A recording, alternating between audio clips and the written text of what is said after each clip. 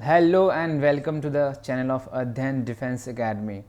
कैसे हो आप लोग? आई होप बहुत अच्छी तैयारी चल रही होगी। आज जो है वो 24 तारीख है और काफ़ी कम दिन बचे हुए हैं। अब इसके अंदर 7 दिन और है, फिर बाकी 2 दिन और, तो 9 दिन का आपका वक्त है।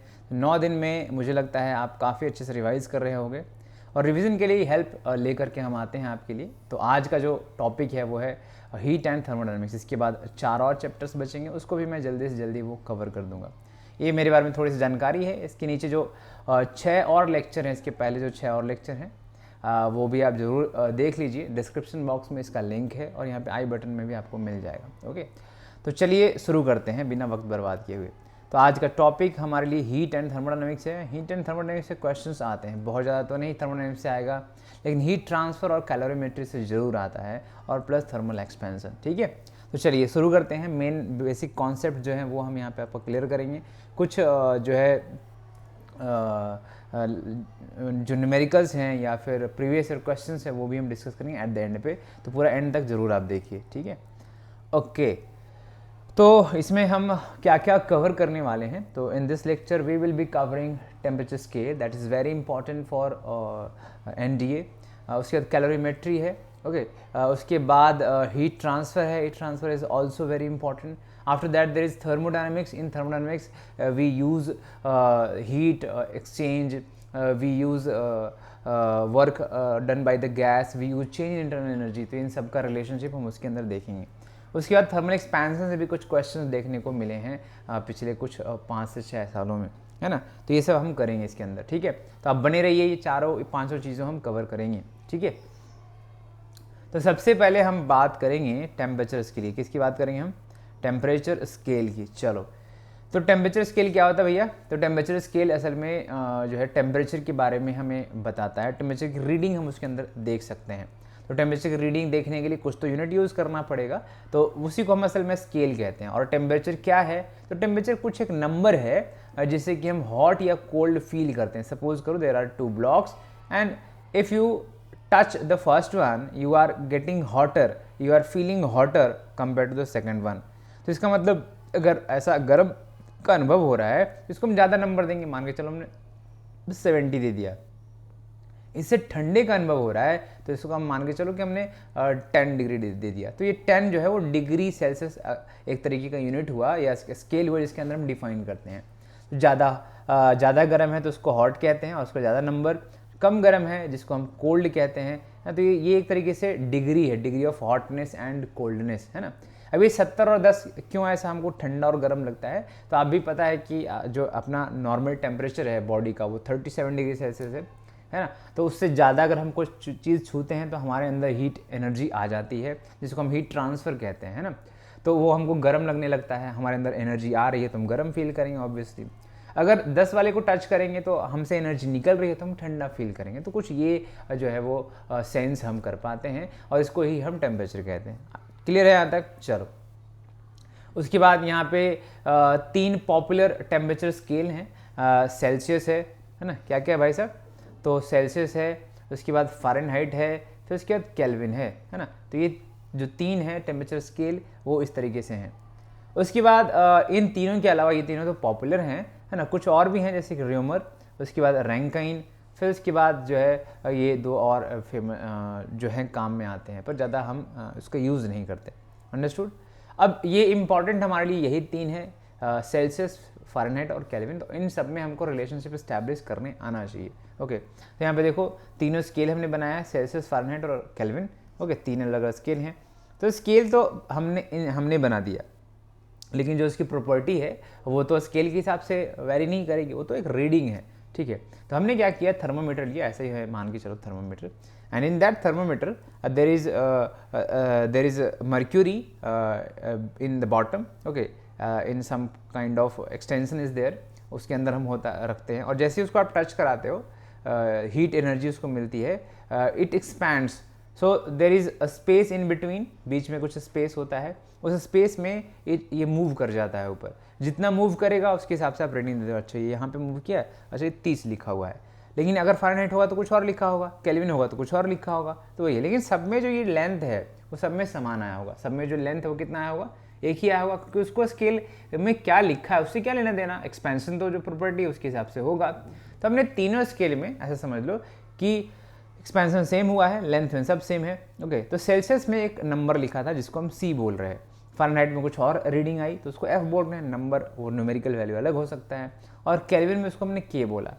अभी सेल्सियस भाई साहब जो हैं अपने हिसाब से, ऐसा नहीं कि ज़बरदस्ती किया उनसे किसी ने, यहाँ पर जो फ्रीजिंग पॉइंट जिसको हम बोलते हैं आज के डेट में वाटर का, उसको 0 बोला, और जो वाटर बॉईल कर रहा था जिसको हम बॉइलिंग पॉइंट कहते हैं उसको 100 बोला। तो 0 और 100 जो है वो बहुत आसान नंबर है, इन जनरल हम परसेंटेज निकालने के लिए भी लेते हैं। तो ऐसे ही बोला इन्होंने, जो जहाँ पे पानी जो है वो बर्फ़ बन जा रहा था या बर्फ़ जस्ट मेल्ट करके पानी बन रहा था, उस नंबर को उन्होंने 0 बोला। फ़ारेनहाइट ने बोला मैं 0 क्यों बोलूँ, उन्होंने 32 बोला। केल्विन ने कितना बोला, 273। तो इस तरीके से लोगों ने अपना अपना नंबर दे दिया, ठीक है। अब जो बॉइलिंग पॉइंट को इन्होंने उसे करस्पॉन्डिंगली 212 बोला, और इसके करस्पॉन्डिंगली केल्विन में 373 बोला। अब 373.15 है रियलिटी में, पर 373 मान के चलते हैं, है ना, कैलकुलेशन के लिए। अब असल में हुआ क्या, तो इसमें जो इन्होंने यहाँ से यहाँ का डिफरेंस लिया, सब में अलग अलग था। मतलब सेल्सियस में 100 पार्ट्स किए, और असल में केल्विन में भी उन्होंने 100 पार्ट्स ही किए, 273 से 373। पर फ़ारेनहाइट भाई साहब ने 180 पार्ट्स बराबर बांटे, कुछ इस तरीके से, है ना। तो अगर आप देखेंगे तो जो लेंथ है इट इज़ करस्पॉन्डिंग टू 100 - 0, वो जो पार्ट्स हैं, और उसी के अकॉर्डिंग फ़ारेनहाइट में 212 - 32 है, और इसके अंदर 373 - 273 यहाँ पे आप देखिए। और उसके बाद लेंथ एल के करस्पॉन्डिंग वो है, जो एक्स है उसके करस्पॉन्डिंग कितना है, C - 0, यहाँ पे F - 32, और यहाँ पे K - 273। तो इसका मतलब हमें एक ये बन गया, पता चल गया कि L/X सब में इक्वल है, तो हमने इक्वल टू का साइन लगा दिया। हमें एक ट्रेंड पता चल गया यहाँ से कि हमको लिखना है अगर किसी भी स्केल का, not only for Celsius, Fahrenheit और Kelvin, you can also prepare your own scale and in which you can put the reading according to your self, जैसे आपको अच्छा लगता है आप दे सकते हो। लेकिन उसके अंदर boiling point minus freezing point, है ना, boiling point minus freezing point of the water और of the whatever you want to measure, है ना, upon a scale reading minus freezing point. तो ये चीज़ हम उसके अंदर लिखते हैं, है ना। और ये क्या होता है, कांस्टेंट होता है। अब इसको यूज़ करके ही इनमें रिलेशनशिप इस्टेब्लिश किए जा सकते हैं। फॉर एग्जांपल हम सेल्सियस और फ़ारेनहाइट में करना चाहते हैं, तो मैं आपको करके बताता हूँ यहाँ पे, है ना। देखो सेल्सियस और फ़ारेनहाइट में 2 मिनट का समय लगेगा, मैं करता हूँ, ठीक है। देखिए, तो अगर ये हमको ये दोनों लेना पड़ेगा, इधर पे जो है दिख रहा है आपको, ठीक है। अब उसके बाद, है ना, उसके बाद अगर आप देखोगे तो 100/C इक्वल्स टू 212 - 32 है, कितना हो जाएगा, 180/F - 32। इसको आप सॉल्व करेंगे तो ये 0 से 0 निकल लिया, अभी 2 से ये 5 आएगा और ये 9 आएगा। तो अगर आप देखोगे तो F - 32 बराबर 9/5C, तो यानी अगर F निकालेंगे तो 9/5C + 32 होता है। आपको याद होगा इस तरीके से हम करते थे। इस पे सवाल कैसे आएंगे, बोले इन जनरल सवाल एक ये हो सकता है कि ये दोनों की रीडिंग सेम कब हो जाएगी, तो दोनों की जगह पे x डाल दो, सॉल्व कर लो, आंसर आ जाएगा। क्लियर है, तो कुछ इस तरीके से आप कर सकते हैं। अब नेक्स्ट है कैलोरीमेट्री वाला पार्ट, उसके अंदर हम जो पढ़ेंगे, जो इंपॉर्टेंट है वो चीज़ें हमने यहाँ पे कवर की हैं, वो है हीट, ना क्या है वो हीट है। अच्छा, हीट के अंदर सबसे पहले आपको ये समझना पड़ेगा 1 कैलोरी क्या है। तो 1 कैलोरी असल में एक एनर्जी को डिफाइन करा गया, और वो एनर्जी असल में पानी जो है उसका टेम्परेचर 1 डिग्री सेल्सियस बढ़ाने में हेल्प करता है, तो उसको उतनी ही अमाउंट ऑफ एनर्जी को हम 1 कैलोरी कहते हैं, ठीक है। क्या कहते हैं हम, 1 कैलोरी। तो 1 कैलोरी को हम जूल में डिफाइन कर सकते हैं, जो कि 4.18 जूल के बराबर होता है। तो ये चीज़ आपको याद रखनी है, बहुत काम में आएगा, है ना। ओके, अच्छा, उसके बाद जो है स्पेसिफिक हीट कैपेसिटी, जिसको हम ऐसे से डिनोट करते हैं। तो स्पेसिफिक हीट कैपेसिटी क्या होता है, तो ये बहुत आसान है। Suppose you have anything in your vessel and you want to heat it, है ना, आप इसको हीट देना चाहते हैं, and at the temperature which is present inside the material, inside the liquid, it will be increased। तो जो भी अगर यहाँ पे अगर आप देखोगे डेल्टा टी अगर 1 डिग्री सेल्सियस हो गया, मतलब अगर 1 डिग्री सेल्सियस अगर आपने इसको बढ़ाया है टेम्परेचर को, so there will be some requirement of heat and that heat will be called specific heat capacity. आ रही बात समझ में। तो किसी भी जो है मटेरियल को या सब्सटेंस को, 1 ग्राम सब्सटेंस को अगर आप 1 डिग्री सेल्सियस बढ़ाते हो, उसमें जितनी अमाउंट ऑफ एनर्जी लगती है उसको हम स्पेसिफिक हीट कैपेसिटी कहते हैं। उसका यूनिट हो जाता है कैलोरी पर ग्राम पर डिग्री सेल्सियस, और कैलोरी पर ग्राम पर केल्विन, और जूल पर ग्राम केल्विन। कुछ इस तरीके से आप कर सकते हैं, सब एक ही है लगभग। इनमें इनमें हमें रिलेशनशिप इस्टेब्लिश करने आना चाहिए। ओके, अच्छा, लेकिन अगर ठीक है एस तो ये समझ आ गया। अभी अगर मान के चलो किसी खास टेम्परेचर से किसी दूसरे खास टेम्परेचर पर लेके जाना है, तो जैसे डेल्टा टी बराबर T2 माइनस T1 है, फॉर एग्जांपल 30 से हमको 50 ले जाना है, तो 20 का गैप, तो उसके जगह पे आपको एनर्जी कितनी देनी पड़ेगी, उसमें अमाउंट ऑफ एनर्जी कितना देना पड़ेगा। तो चूंकि m मास है तो उतने टाइम्स हो जाएगा। डेल्टा टी है, पहले 1 था, अभी डेल्टा टी है मतलब 20 डिग्री सेल्सियस है तो 20 गुना हो जाएगा, लाइक दैट। तो जो मेन फार्मूला आ गया Q का रिलेशन S के साथ, वो आ जाएगा Q बराबर MS डेल्टा टी, है ना। तो पूरी उतनी एनर्जी लगेगी आपको। स्पेसिफिक हीट ऑफ वाटर आपको याद रखना है, दैट इज 1 कैलोरी पर ग्राम पर degree Celsius. Specific heat of ice and steam आपको याद रखना है, दैट इज हाफ या तो 0.5 कैलोरी पर ग्राम पर डिग्री सेल्सियस। तो कुछ इस तरीके से ये चीज़ें होती हैं, ये आपको जानना है, ठीक है। ओके, चलो आगे बढ़ सकते हैं।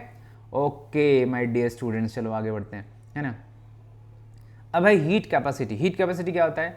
तो हीट कैपेसिटी जो है उसमें हम 1 ग्राम नहीं हमको टेंशन लेना है ना। मान के चलिए आपके पास 1 ग्लास ऑफ वाटर है ना, और एक ऐसा टब ऑफ वाटर है, ये मान के चलिए कि 100 ग्राम है ना, और ये 1000 ग्राम है।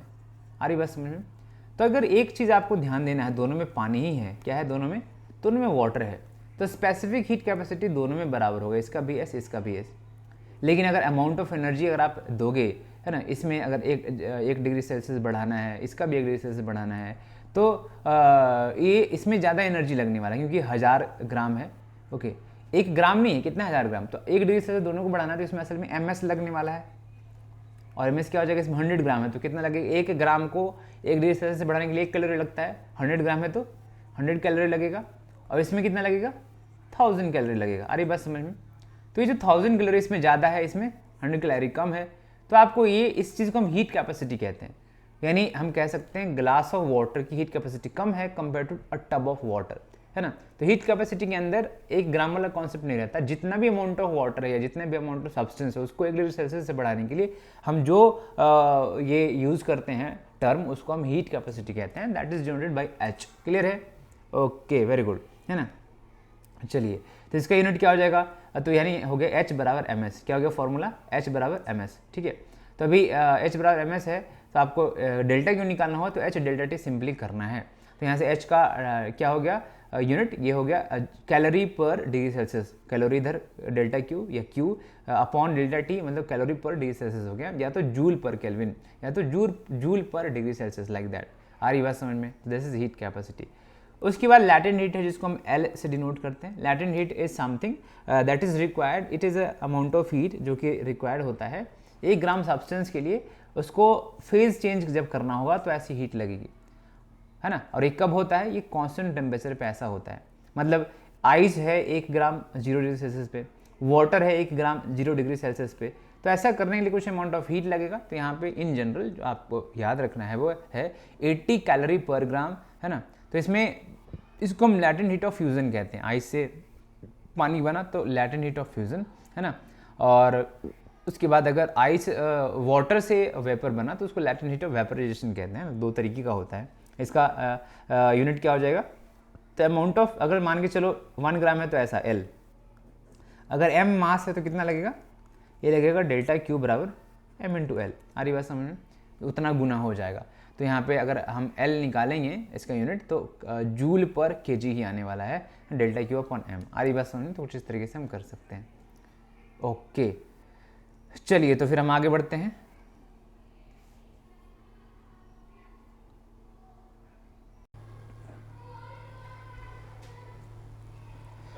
यहाँ पर एक एग्जांपल हमने दिया है, जिसके अंदर जैसे कि मान के चलिए कि वाटर से स्टीम में अगर हम कन्वर्ट कर रहे हैं, तो वाटर है 100 डिग्री सेल्सियस पे, उसको हमने स्टीम बना दिया 100 डिग्री सेल्सियस, ठीक है। तो अभी चूंकि हमने फेज ट्रांसफ़र किया है वाटर टू स्टीम,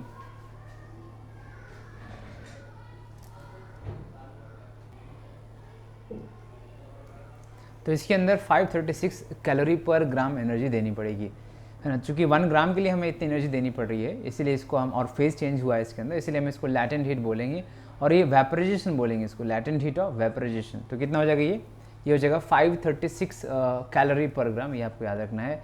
कई बार कैलकुलेशन आसान करने के लिए हम इसको 540 कैलोरी पर ग्राम भी बोलते हैं, है ना। और इसके अंदर आप अगर 4.2 से मल्टीप्लाई कर देंगे तो वो आपको जूल पर सेकंड में आपको मिल जाएगा, ठीक है। अच्छा, अब मान के चलिए कि m ग्राम है या मास उसका m है और हमको उसको फेज चेंज करवाना है, तो 1 ग्राम के लिए L लग रहा था, तो m ग्राम के लिए ml लगेगा, बहुत आसान है ना। तो Q बराबर कितना हो जाएगा, m इंटू एल हो जाएगा। ओके, चलो ठीक है। तभी एक हम सवाल समझते हैं इसको, एज अ क्वेश्चन हम इसको समझने की कोशिश करते हैं, and after that we will draw या we will plot this graph, and that is very important for exam point of view. Okay, so अभी suppose we have ice at -10 degree Celsius and we have to convert it into steam, okay, after certain interval, and there will be heat required for converting one form to another from ice to steam. Okay, so first of all we will supply heat, तो हमने supply किया और ice को -10 से हम 0 पे लेके चले गए, तो उस केस में हमें ms डेल्टा टी लगने वाला है, फॉर्मूला ms डेल्टा टी लग गया, m into S ice into delta T. Okay, अभी आइस से वाटर ये फेज चेंज हुआ है, तो यहाँ पे ml लगाएंगे, m इंटू एल एफ। अब यहाँ पे हम वाटर 0 से लेकर के 100 पर लेके गए, तो फिर से ms डेल्टा टी आप लगाओगे। जब भी फेज चेंज नहीं हो तो ms डेल्टा टी, और फेज चेंज हो जाए तो m इंटू एल करेंगे। वाटर 100 से स्टीम 100, तो 100 डिग्री सेल्सियस सेम टेम्परेचर है, फेज चेंज हुआ है, तो यहाँ पे हम m इंटू एल लगाएंगे। फिर से स्टीम से स्टीम ही है, तो 100 डिग्री स्टीम से लेके 110 डिग्री स्टीम, तो ms डेल्टा टी यहाँ पे हम लगाएंगे, ठीक है। तो कुछ इस तरीके से आप समझ सकते हैं। अच्छा, इसको अगर हमने ग्राफ में प्लॉट करने की कोशिश की तो ये 0 है ना, 0 नहीं है, ऑरिजिन वैसे हम इनको बोलते हैं, लेकिन हमारे ऊपर है कि हम उसको क्या जो है असाइन करते हैं स्केल के हिसाब से। तो हमने उसको -10 जो है वो सोचा है। क्या सोचा है हमने, -10, तो -10 डिग्री सेल्सियस है यहाँ पर।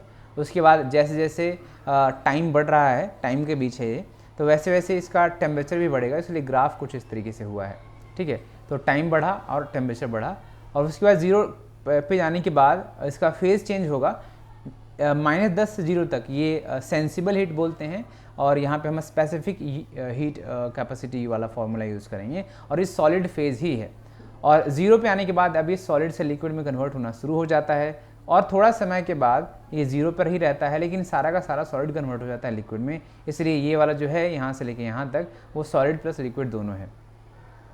अब वहाँ पे थोड़े समय बाद जब पूरा का पूरा सॉलिड लिक्विड में कन्वर्ट हो चुका है, अब लिक्विड की अब टेम्परेचर बढ़नी शुरू हो जाएगी, और वो लिक्विड ही फेज रहेगा। टेम्परेचर बढ़ना शुरू हुआ मतलब लाइन जो है वो थोड़ा ऊपर की तरफ गया, और एक पर्टिकुलर पॉइंट के बाद कुछ समय के बाद ये 100 डिग्री सेल्सियस अचीव कर लेगा, पानी की हम बात कर रहे हैं, और उसके बाद it will start converted into steam, है ना। तो अब वो लिक्विड से गैसियस स्टेट में जाएगा या वेपर स्टेट में जाएगा, तो वहाँ पे लिक्विड प्लस वेपर ये वाला लाइन है। एक वक्त आएगा जब सारा का सारा लिक्विड कन्वर्ट हो जाएगा वेपर में, और उसके बाद अब जो है वो टेम्परेचर बढ़ना शुरू हो जाएगा, तो 100 से ऊपर 110 तक हम जा सकते हैं। फिर से आप देख रहे हो यहाँ पे फिर वेपर ही वेपर है। हम यहाँ पे latent heat of fusion use कर रहे हैं, यहाँ पे specific heat of water use कर रहे हैं, यहाँ पे latent heat of vaporization use कर रहे हैं, और यहाँ पे स्पेसिफिक हीट ऑफ वेपर या स्टीम यूज़ कर रहे हैं। क्लियर? तो इस तरीके से आपको ध्यान में रखना है। यहाँ पे आपको स्लोप भी अगर पूछा जाता है तो स्लोप सेगमेंट अगर मान के चलो 1, फिर ये 2 एंड ये 3, तो किसका स्लोप ज़्यादा है ये जो है हमें समझ आना चाहिए, है ना। तो कैसे स्लोप निकालेंगे, तो स्लोप इसमें असल में निकलेगा dt/ds। किससे निकलेगा हमारा, dt/ds से। तो ये dt/ds सॉरी dt/dt, तो dt बोले तो टेम्परेचर, और नीचे वाला टाइम जो है टाइम है, तो dt/dt यही स्लोप है। ओके, तो dq equals to ms dt होता है, dt इज टेम्परेचर डिफरेंस। तो हमने क्या किया, दोनों साइड में टाइम से डिवाइड कर दिया, तो dq/dt, और यहाँ पे dt capital T/d small t, तो यहाँ पे हमने ऐसे किया, and this is what we require, है ना। तो dt/dt यहाँ से अगर निकालेंगे तो delta Q by delta T, that is power upon ms करेंगे, तो p/ms जो है ये आपका हो गया क्या, रेट हो गया टेम्परेचर बढ़ने का या फॉल होने का, वॉट एवर, है ना, कुछ इस तरीके से। अब ये देखा जाए तो ये इन्वर्सली प्रोपोर्शनल टू s है, जिसकी स्पेसिफिक हीट कैपेसिटी कम होगी उसका स्लोप ज़्यादा होगा। तो असल में आइस के केस में और वेपर के केस में स्पेसिफिक हीट कम है, तो वहाँ पे स्लोप ज़्यादा है, मतलब ज़्यादा एंगल है वहाँ पे, और बीच वाले का एंगल कम है, तो ये चीज़ आप वहाँ पे ऑब्जर्व कर सकते हैं। ठीक है, चलिए, तो नेक्स्ट में हम बात करेंगे हीट ट्रांसफ़र की। हम किसकी बात करेंगे? हम हीट ट्रांसफ़र की बात करेंगे। तो हीट ट्रांसफ़र में जो है सबसे पहले 3 मोड्स आएगा, वो आपको ध्यान में रखना है। तो 3 modes are conduction, convection and radiation. So in conduction medium is required. It is basically dominant in solid में ज़्यादा ये प्रचलित है, ज़्यादा होता है। ओके, और उसके बाद इसमें मूवमेंट ऑफ पार्टिकल नहीं होता, मतलब एक जगह से पार्टिकल दूसरी जगह नहीं जाती है। वो क्या करते हैं, आपस में एक दूसरे जगह पे वाइब्रेट करते हैं, और जब ये वाइब्रेट करेंगे तो फिर एनर्जी उस हिसाब से दूसरे को देते हैं। तो यानी पहली बॉडी और दूसरी बॉडी, तो एनर्जी फर्स्ट से सेकंड में इस तरीके से जा सकती है। कन्वेक्शन जनरली लिक्विड में होता है, तो लिक्विड और गैस में होता है। इसमें मीडियम रिक्वायर है, इसमें भी था, दोनों में मीडियम रिक्वायर था। इसके अंदर मूवमेंट ऑफ पार्टिकल होता है, पार्टिकल एक जगह से उठ के दूसरी जगह जाएगा तभी वो हीट दे पाएगा। जैसे यहाँ पे हमने खाना रखा है और वो धीरे धीरे ठंडी हो जाती है, क्यों? क्योंकि वो ठंडी हवाएं आती है, टच करती है, वो हीट लेती है और फिर वो निकल जाती है ना, लाइक दैट। तो यहाँ पे जो है, यहाँ पे फ्लूइड का कांटेक्ट हो रहा है, तो कांटेक्ट होने के जब फ्लूइड का मोशन होता है तभी जाकर के कांटेक्ट होगा, फिर वो हीट लेके कहीं और जाएंगे। तो इसमें कन्वेक्शन में ऐसी चीज़ें होती हैं, है ना, इसमें मूवमेंट भी हो रहा है।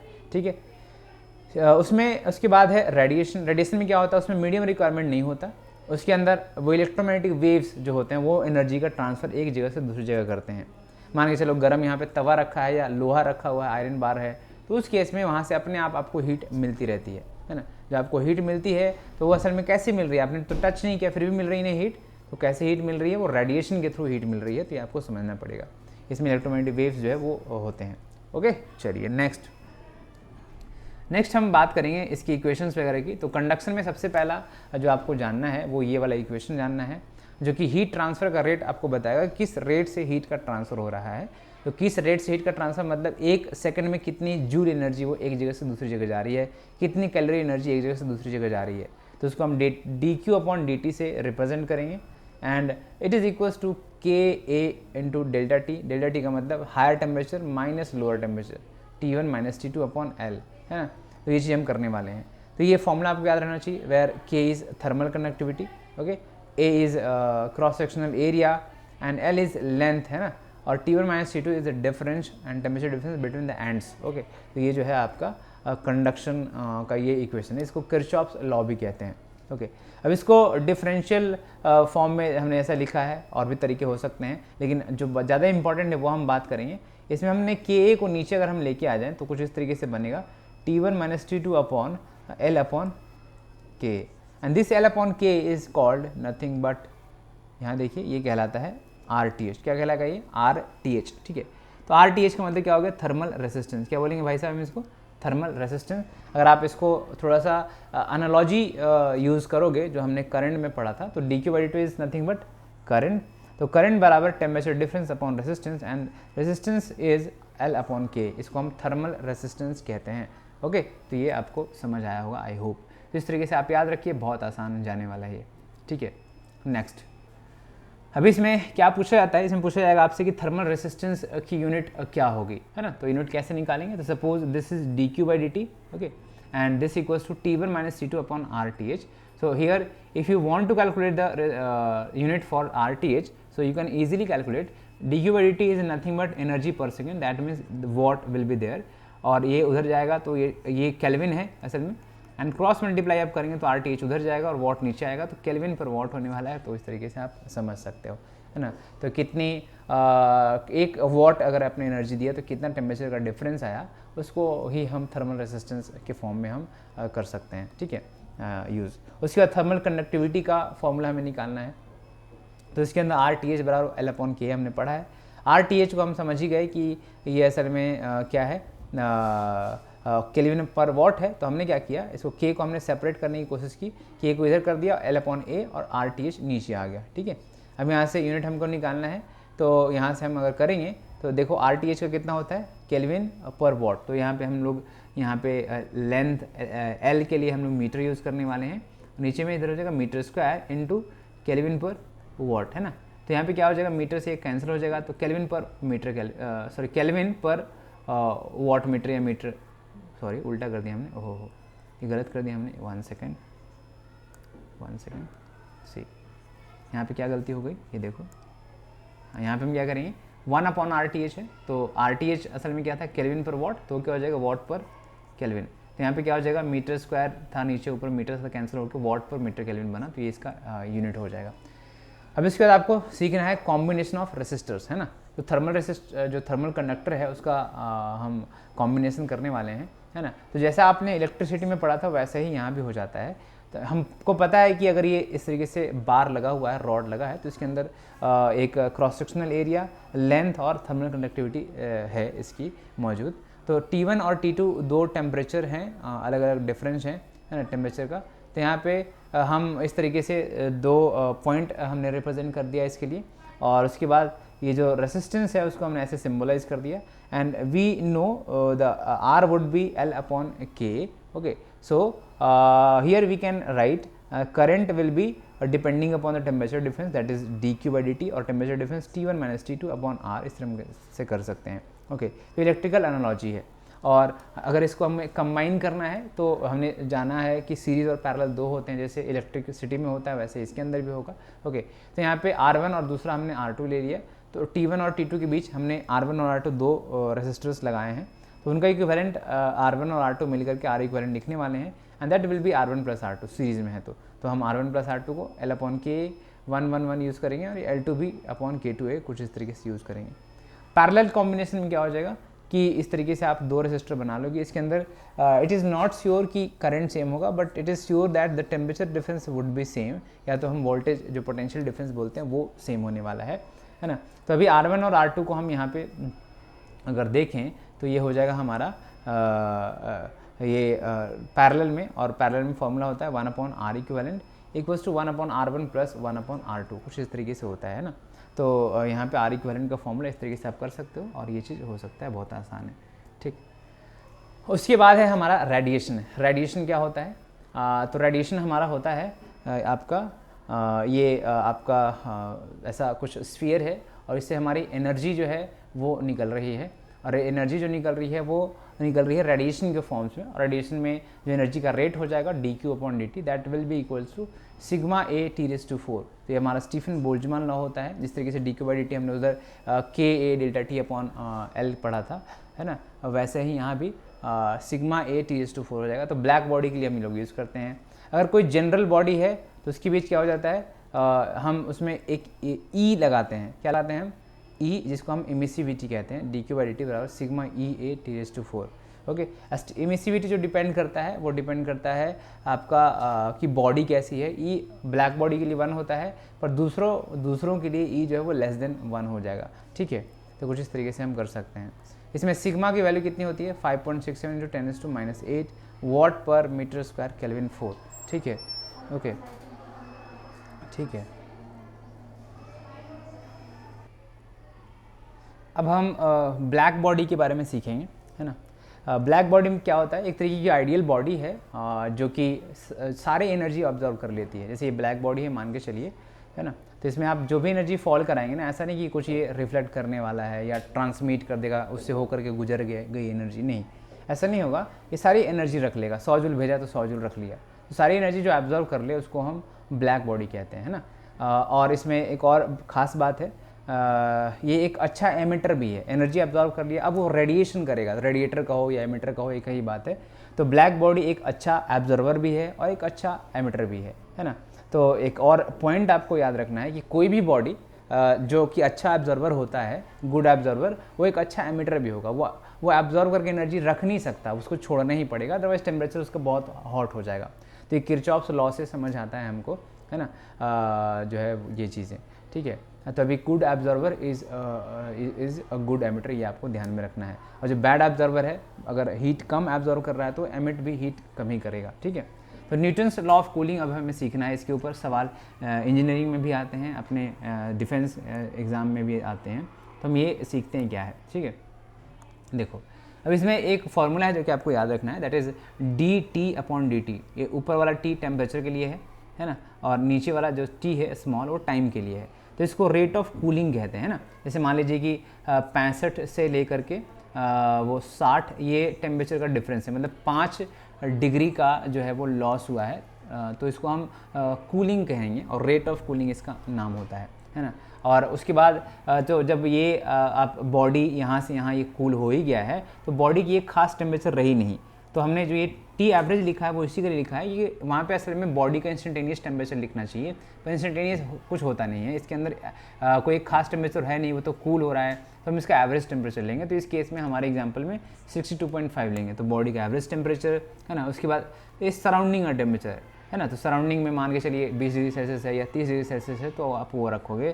तो इनका डिफरेंस है ना वो डिपेंड करेगा, जितना ज़्यादा डिफरेंस होगा उतना जल्दी वो ठंडा होने वाला है ना, उतना ही ज़्यादा हीट ट्रांसफ़र हीट एनर्जी बाहर निकलने वाली है और टेम्परेचर फॉल होने वाला है। ओके, तो ये गैप बड़ा होना चाहिए, जैसे जैसे ये गैप छोटा होगा टाइम जो है वो बढ़ता चला जाता है। ओके, चलो ऐसा हम समझ सकते हैं, तो ये आपको याद रखो, बहुत काम आएगा।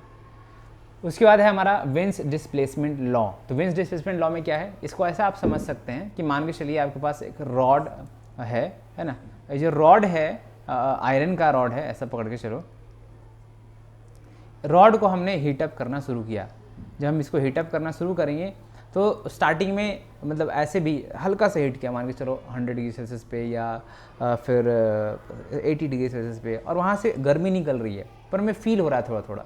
जब वो 30 पे था ना, तब भी एनर्जी निकल रही थी, हमें गर्मी का एहसास नहीं हो रहा था, क्योंकि हम भी वैसे ही उसी के आसपास थे। लेकिन जैसे जैसे हमने उसको हीटअप किया तो उससे एनर्जी निकल रही है। एनर्जी निकलना मतलब रेडिएशन हो रहा है, एनर्जी ज़्यादा निकल रही है। और थोड़ी देर बाद ऐसा दिखता है कि रेड होने लगा। कैसा होने लगा भाई साहब, ये रेड होने लगा। ओके, फिर रेड से फिर कई बार नीला भी हमें दिखता है। तो असल में वो कलर्स क्यों ऐसे आ रहे हैं, क्योंकि उसमें एक स्पेसिफिक वेवलेंथ वाला एनर्जी ज़्यादा निकल रहा होगा। हमने पढ़ा हुआ है कि इलेक्ट्रोमैग्नेटिक वेव की सीरीज़ होती है, रेडियो वेव, उसके बाद माइक्रोवेव, फिर उसके बाद इंफ्रा रेड, फिर उसके बाद वेव ग्योर बोलते हैं उसको, VIBGYOR ना, वेव ग्योर बोलते हैं। उसके बाद फिर अल्ट्रा वायलेट, फिर एक्सरे, फिर गामा रे, कुछ इस तरीके से। ठीक है, अब जो ये एनर्जी है हमारी है ना, तो जैसे जैसे आप इधर जाओगे, इधर लेफ़्ट से राइट, तो वेवलेंथ की वैल्यू घटती है और फ्रीक्वेंसी की वैल्यू बढ़ती है और एनर्जी भी ऑब्वियसली बढ़ती जाती है। ठीक, तो शुरुआत में जब टेम्परेचर ऐसा मान के चलो कि 70 डिग्री सेल्सियस था, तो उस वक्त पे एनर्जी निकल रही थी, लेकिन अपने को रेड दिख नहीं रहा था। तो कहीं ना कहीं ऐसा पकड़ के चलो कि माइक्रोवेव निकल रहा होगा ज़्यादा। तो ऐसा नहीं कि बाकी नहीं निकल रहे होंगे, अगर 1000 रेडिएशन निकल रहा है तो उसमें से 800 कौन है, माइक्रोवेव। और जैसे हमने टेम्परेचर बढ़ाया, एक कुछ तो 200 डिग्री सेल्सियस गया, तो हमको रेड दिखा। कौन सा दिखा, ये वाला। तो यानी रेड निकला। तो ऐसा नहीं कि उस वक्त सारे नहीं निकल रहे थे, बाकी भी निकल रहे थे, लेकिन उनकी इंटेंसिटी कम थी, रेड वाला ज़्यादा था, इसलिए हमको 1000 में 800 रेड वाले ही रेडिएशन, ऐसा समझ लो। बाकी की इंटेंसिटी कम है, इसलिए यहाँ से यहाँ तक ग्राफ फैला हुआ है। तो ये पकड़ लो कि 70 पे और ये कितना 200 पे है ना। तो जिस ये देखो वेवलेंथ घटा, हमने टेम्परेचर बढ़ाया तो जो मैक्सिमम इंटेंसिटी वाला वेवलेंथ है वो घटा, इसलिए ये जो पीक है वो लेफ्ट शिफ्ट हो गया। तो लैम्डा M1 और लैम्डा M2 पे शिफ्ट हो गया।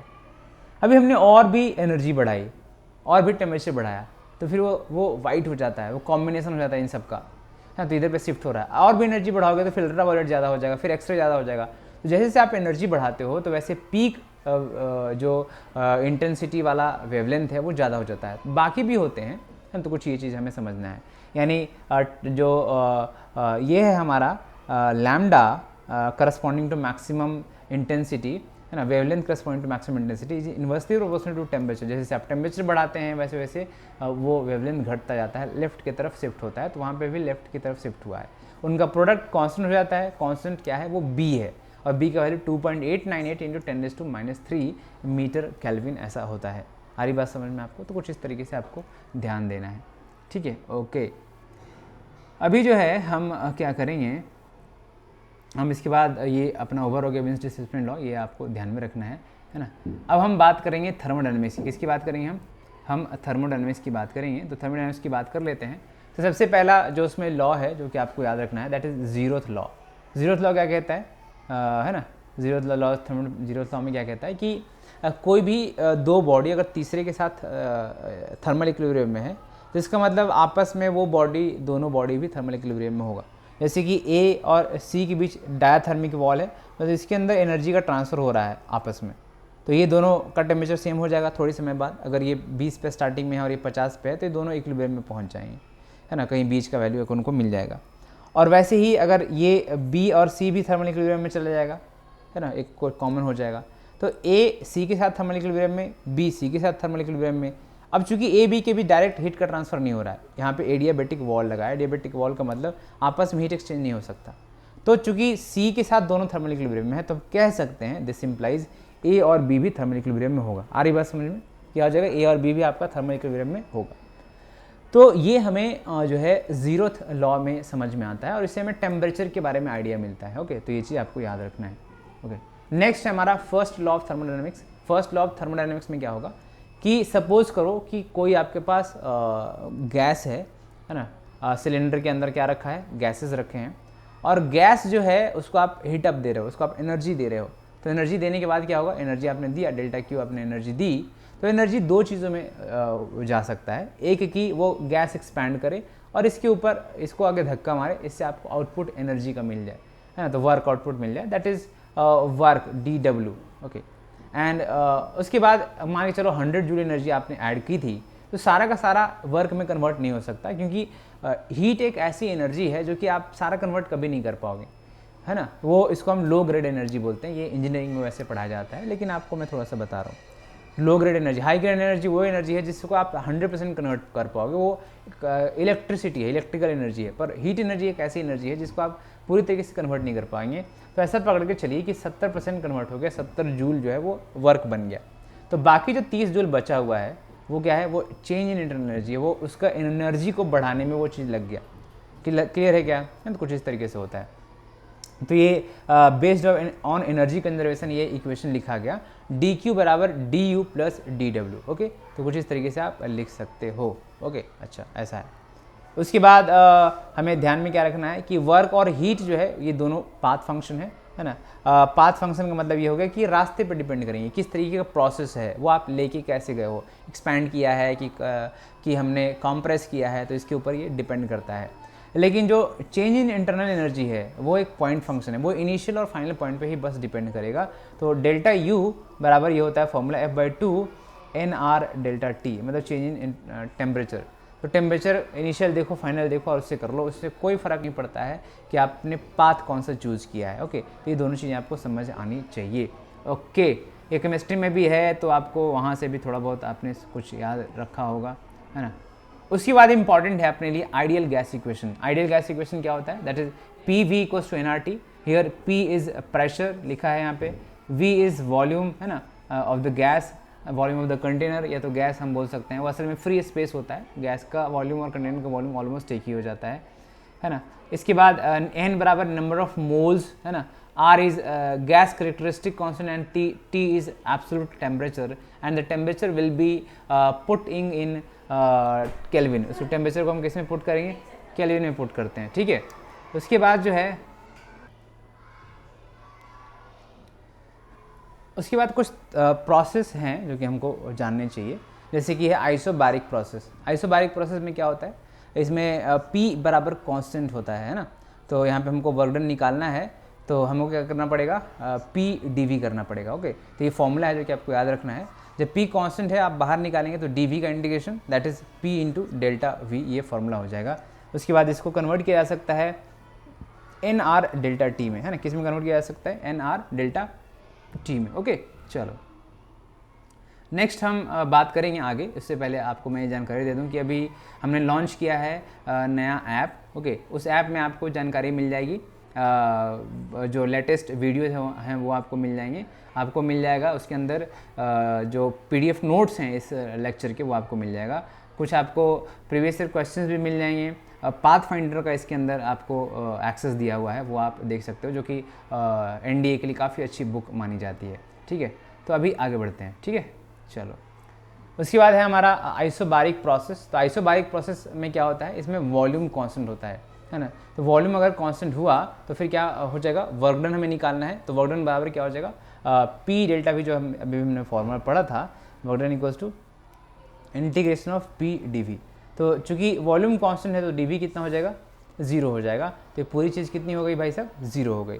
और जब वर्क डन 0 है तो हम ये फॉर्मूला जो हमने पढ़ा है डी क्यू बराबर D W plus D you plus work done by the gas, तो ये हम कर सकते हैं। तो यहाँ पे जब डी यू वर्क डन अगर 0 है तो इसका मतलब क्या हो गया, है ना, तो वर्क डन अगर 0 है तो इसका मतलब हो जाएगा डी क्यू बराबर डी डब्ल्यू, जो कि हमने यहाँ पे डी क्यू बराबर डी यू जो हमने यहाँ पे पढ़ा था। आइसोथर्मल प्रोसेस में क्या है, इसके अंदर T बराबर कांस्टेंट है ना, और डी यू जो होगा इसके अंदर 0 होगा। हमने उस तरफ फॉर्मूला आपको बताया था, डी यू बराबर F/2 NR डेल्टा टी, है ना। तो जब आइसोथर्मल प्रोसेस है तो डेल्टा टी असल में 0 है, तो ये 0 है तो ये पूरी चीज़ क्या हो जाएगी भाई साहब, ये जो है वो 0 हो जाएगी। तो यहाँ पे first law of thermodynamics use करके हम देख सकते हैं कि डी क्यू बराबर डी डब्ल्यू होगा। इसमें वर्क डन का फॉर्मूला आपको याद रहना चाहिए, ज़्यादा ऐसे क्वेश्चन नहीं आया इसके ऊपर, लेकिन फिर भी याद रहा तो अच्छी बात है। NRT/ln V final upon V initial. Okay, यहाँ पर अगर हम देखेंगे आइडियल गैस इक्वेशन से, जो कि फॉर्मूला होता है PV = NRT। अब आइसोथर्मल प्रोसेस है तो ये चीज़ें कांस्टेंट हो जाती हैं, तो हम बोल सकते हैं कि P × V का प्रोडक्ट जो है वो कांस्टेंट हो जाएगा। ओके, समझ गए यहाँ तक? चलो आगे बढ़ें। अच्छा, नेक्स्ट है हमारा एडियाबैटिक प्रोसेस। तो एडियाबैटिक प्रोसेस में क्या होता है, ये होता है PV का power gamma equals to constant. इसमें सबसे इंपॉर्टेंट है कि इसमें हीट एक्सचेंज जो है ना वो 0 हो जाता है। हीट एक्सचेंज क्या हो जाता है, 0। तो PV का power gamma equals to constant, ये एडियाबैटिक प्रोसेस है। ओके, अब यहाँ पर जब DQ 0 है तो हम जो फॉर्मूला लिखते हैं DQ बराबर DW प्लस डेल्टा U या DU। यहाँ पे ये वाली चीज़ क्या हो गई, 0, है ना। तो इसका मतलब DW बराबर -DU, हम ये चीज़ लिख सकते हैं। यहाँ पे वर्क डन का फॉर्मूला होता है P initial V initial minus P final V final upon gamma -1। Okay, तो कुछ इस तरीके से आप याद रख सकते हो, ठीक है। ओके, अब इसके बाद नेक्स्ट है हमारा साइक्लिक प्रोसेस। साइक्लिक प्रोसेस का मतलब जैसे कि ये हमारा प्रेशर और वॉल्यूम का ग्राफ है और कुछ इस तरीके से साइकिल है हमारी, है ना। तो हम यहाँ पे क्या कर सकते हैं, एक जगह से स्टार्ट हुआ, इधर जा कर के साइकिल वापस वहीं पे आ गया, तो हम कह सकते हैं कि इसको साइक्लिक प्रोसेस आप बोल सकते हो, ठीक है। ओके, तो साइक्लिक प्रोसेस में क्या हमको समझना है कि क्योंकि ये जो इंटरनल एनर्जी है तीन चीज़ों में एक चीज़, वो इनिशियल और फाइनल स्टेज पे ही डिपेंड करता है। तो इनिशियल भी पॉइंट यही है। अब साइक्लिक प्रोसेस तो वापस से हम यहीं पे आ गए, तो इनिशियल और फाइनल पॉइंट चूंकि बराबर हो चुका है, इसलिए डेल्टा यू का वैल्यू कितना हो जाएगा, 0। इसमें एक सेकंड लॉ ऑफ थर्मोडायनेमिक्स हमें पढ़ना है। तो ये क्या है, ये आपको मैं समझा देता हूँ थोड़ा सा। ये देखो, ये आपका एक कुछ भी ऐसा पकड़ लो कि एक मशीन है ना, और इसका काम है ना, ये जो अगर आप बात करेंगे तो हायर टेम्परेचर, है ना। फिलहाल ऐसा करते हैं, ये मशीन अभी लेके नहीं आती, इसकी ज़रूरत नहीं है ना। हम बस दो जगह है ना, एक ऊपर और दूसरा नीचे। ये हायर टेम्परेचर है और ये क्या है, लोअर टेम्परेचर। तो अगर देखा जाए तो हायर टेम्परेचर बॉडी से लोअर टेम्परेचर बॉडी में एनर्जी ट्रांसफ़र अपने आप हो सकता है। इसको हम स्पॉन्टेनियस प्रोसेस कहते हैं। क्या कहते हैं हम, स्पॉन्टेनियस प्रोसेस, मतलब ये अपने आप ऐसा होता है। लेकिन मान के चलो हमको उल्टा करना है, ये हमारा क्या है, ये हायर टेम्परेचर है और ये लोअर टेम्परेचर है। तो हमको एनर्जी कहाँ से कहाँ लेके जाना है, हमको इसमें से लेके जाना है, उसमें जाके छोड़ना है।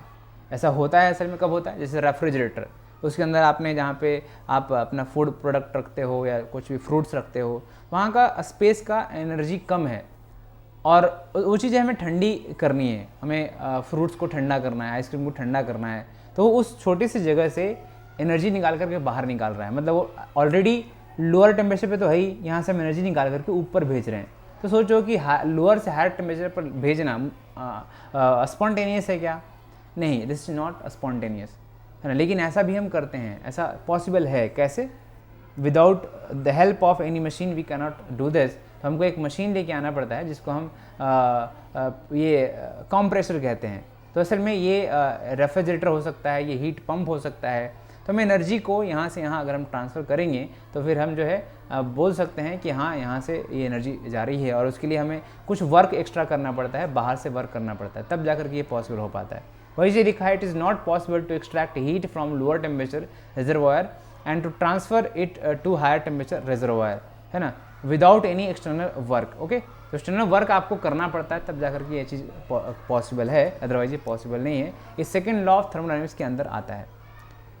उसके बाद है molar heat capacity. Molar heat capacity को हम C से डिनोट करते हैं, है ना। इसमें क्या होता है कि अगर अमाउंट ऑफ हीट अगर आप देते हो एक मोल को 1 डिग्री सेल्सियस बढ़ाने के लिए उसको हम मोलर हीट कैपेसिटी कहते हैं, है ना। जैसे 1 ग्राम को बढ़ाने के लिए देना था तो उसको हम क्या कहते थे, स्पेसिफिक हीट कैपेसिटी। 1 मोल को अगर 1 डिग्री बढ़ाना है तो उसको हम लोग मोलर हीट कैपेसिटी कहेंगे, बस इतना ही है। तो अगर n मोल्स रहेगा तो क्या हो जाएगा फॉर्मूला, डेल्टा क्यू बराबर एन सी डेल्टा टी। जैसे कि वहाँ पे MS डेल्टा टी होता था, वैसे यहाँ पे क्या होगा, NC डेल्टा टी हो जाएगा। क्लियर है ना। अच्छा, अब यहाँ पर जो है दो रिलेशनशिप हैं जो कि याद रही तो अच्छी बात है, अब तक इस पर सवाल नहीं आया, लेकिन फिर भी Cp माइनस Cv जो कि molar heat capacity at constant pressure और Cv जो कि molar heat capacity at constant volume है, इन दोनों का डिफरेंस R के बराबर होगा, है ना। इन दोनों का रेशियो Cp और Cv का गामा के बराबर होगा, है ना। और गामा क्या है, एडियाबेटिक एक्सपोनेंट या एडियाबेटिक कांस्टेंट, ठीक है। ओके, अभी नेक्स्ट हम बात करेंगे थर्मल एक्सपेंशन की, इससे सवाल आते हैं, है ना। तो एक आध क्वेश्चन जो है हर 1-2 साल के बीच में आ ही जाता है। तो लीनियर एक्सपेंशन सबसे पहले, मतलब अगर जो भी है रॉड, उसका रॉड का लेंथ अगर आप बात करेंगे तो रॉड का लेंथ जो है वो इंक्रीज़ हो जाता है अगर आप उसको हीट अप करोगे, तो उससे उसके अंदर के मॉलिक्यूल्स का रैंडमनेस बढ़ता है, तो वो एक्सपेंशन ओवरऑल कर देता है।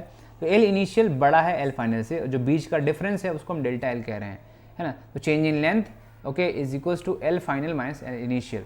ओके, इस तरीके से आप लिख सकते हैं। डेल्टा एल जो हो जाएगा वो एल अल्फा डेल्टा टी हो जाएगा। ओके, अब यहाँ पे एल फाइनल का फॉर्मूला हो जाएगा, इन दोनों को आप जोड़ दी दो, इसको और किसको, एल इनिशियल को।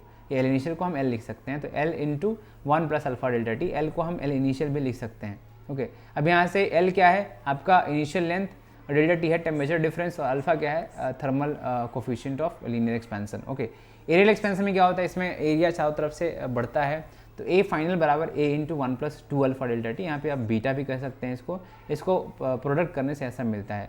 तो बीटा जो है वो 2 अल्फा के बराबर होता है। इसके ऊपर सवाल आए हुए हैं, आपको क्या करेगा, बीटा दे देगा और आपसे गामा पूछेगा। गामा क्या है, तो गामा असल में वॉल्यूम एक्सपेंशन है, उसके अंदर हम V initial into 1 plus 3 alpha delta T करते हैं, और 3 अल्फा ही गामा है, तो ये चीज़ आपको आना चाहिए, ठीक है।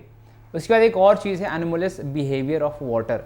तो उसके अंदर क्या होता है, डेंसिटी और टेम्परेचर जो है इसके बीच रिलेशनशिप है। 4 डिग्री सेल्सियस पे डेंसिटी मैक्सिमम होती है, वॉल्यूम वहाँ पे मिनिमम होता है वाटर का। इस बिहेवियर को हम एनोमलस बिहेवियर ऑफ वाटर कहते हैं, है ना। एक्सपेंशन थोड़ा वो कर देता है ना, इसकी वजह से वैसा होता है, ठीक है।